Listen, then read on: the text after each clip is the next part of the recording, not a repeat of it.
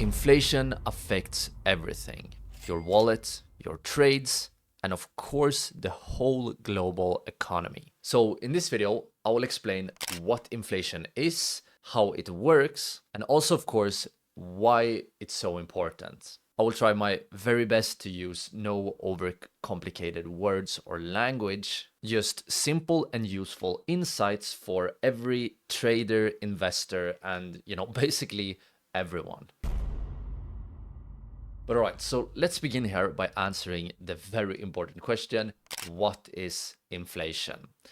And in simple terms, inflation means that prices are rising. This is the definition of inflation. But to be more specific, when we talk about inflation, we're usually talking about that prices are rising across many goods and services over time.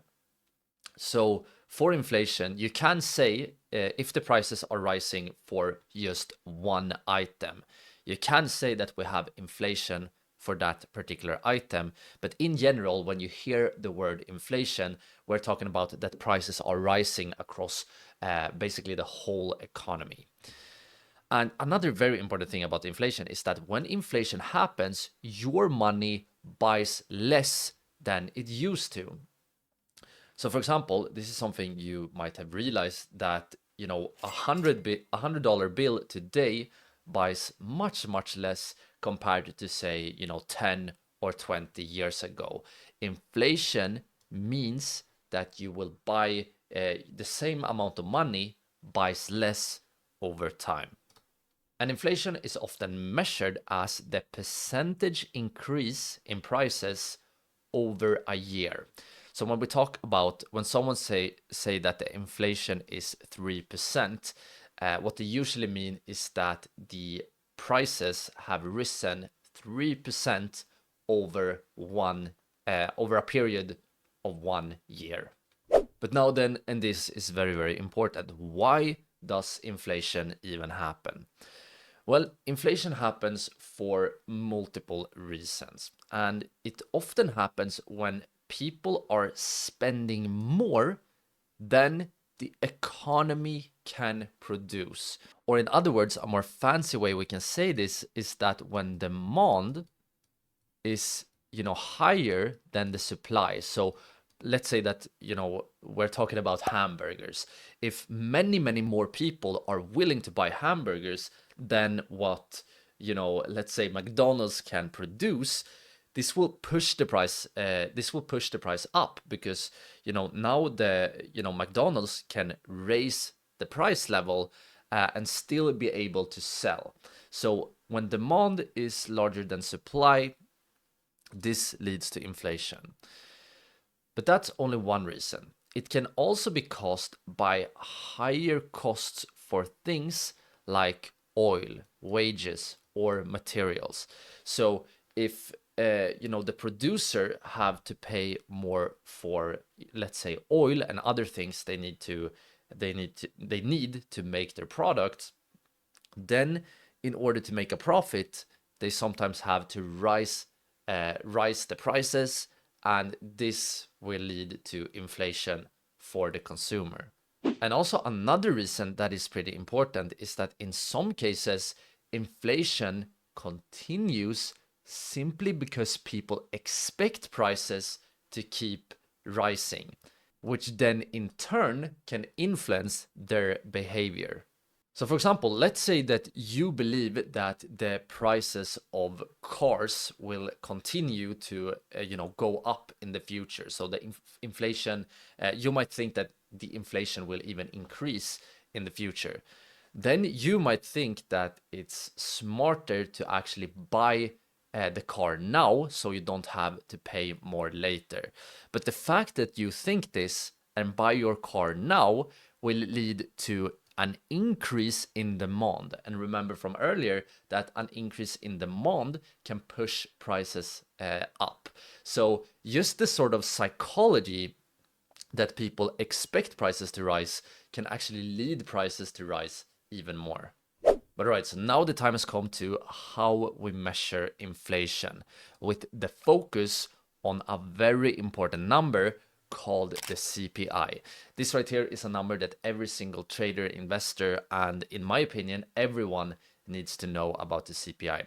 So what is the CPI? Well, the CPI stands for the Consumer Price Index, and this is an index that tracks the prices of everyday items, like for example food, rent, gas, clothes, and so on and so on. And these items are basically grouped into a basket, and their prices are monitored and tracked over time. So you can think about the CPI here as a basket of goods that we are tracking to see how much the prices are increasing for us general people like me and you, basically the consumers. So basically, the CPI shows how much the total cost of that basket has gone up or gone down. And here it's important to notice that the CPI pretty much always goes up. This is simply how the modern economy is running right now. In fact, the central banks, I think that most central banks have a goal of around 2% inflation per year. So if prices are increasing with around 2% per year, that is a very good thing according to most central banks. That is their goal, to keep the inflation around 2%. There is, however, of course, debate if 2% is even good in the first place, but that is basically how the modern economy is running right now. And here, headline CPI includes everything, while core CPI leaves out food and energy, which often can change a lot from month to month. So headline CPI and core CPI are basically two slightly different measures of CPI. And since the core CPI leaves out food and energy, it tends to be a bit more stable because, as I said, the food and energy prices can often change a lot from month to month. But right, so now let's jump into TradingView, because now I want to show you guys where you can find inflation rate numbers for pretty much all countries. And if you don't know what TradingView is basically a platform for all things trading and investing. Nowadays you can find pretty much anything in TradingView, whether you are, as I said, whether you are focused on long-term trading or short-term trading. And if you guys for some reason hasn't gotten started with TradingView yet, I do have a special link. I will make sure to leave that link both in the description and the pinned comment. And you can use that to try out TradingView Premium for free for 30 days. So you can use all the functions in TradingView and see if you like it. And if you, at the end of that trial period, decide that you want to upgrade, you will get a $15 bonus. So definitely make sure to check that one out if you are interested in trading or investing.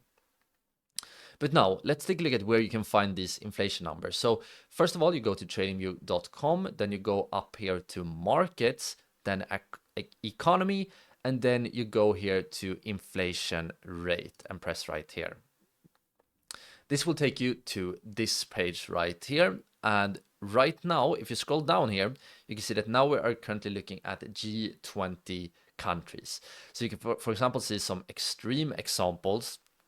For example, the blue line right here is Argentina, and you can see that, Argentina reached an inflation of around 280%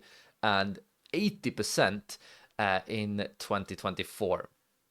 And that is an extreme rate. Remember from earlier in the video, the number most countries aim for is around 2%. So 280 is just insane. But let's go down here. Let's say you want to look at the US inflation. It's the, by far the most important country to follow, because pretty much all other countries has to adjust based on the inflation in the US. So to find the US, you simply click on North America. We have US and Canada. You can press to see US. You press right here. And just like that, you can see the US inflation. You can see that currently the inflation is at around 2.3% as of April. So this is a pretty good number. It's very close to the goal number of 2%. But all right, so next we are going to talk about some types of inflation, or I'm actually seeing that this video is getting a bit too long. So for now, I will actually skip over this part for now. We might have time for that one later, because now I do want to talk a little bit about what causes inflation. So first of all, one of the most important factors when it comes to inflation is money printing, or low interest rates. Both money printing and low interest rates leads to an increase in money supply. So this is the amount of money in the economy. And this leads to, when the amount of money increases, you will have more money chasing the same amount of goods. So this will lead to prices increasing. Another thing that can lead to inflation is government stimulus and also government spending, because this can boost demand faster than the supply can keep up, and this leads to inflation. So a very, classic example was during the COVID crash, when the government and the Federal Reserve printed tons of money. So we got lots of new money out in the system. For a while, not a lot actually happened with inflation because people was hoarding the money. But when people actually went out, when the economy opened up a bit and people had more money to spend, and when they actually started spending, this is when the inflation really happens. Some other reasons can be, for example, supply chain issues or different kinds of energy shortages, because this can basically limit supply. And as always, when supply is lower than demand, this leads to rising prices.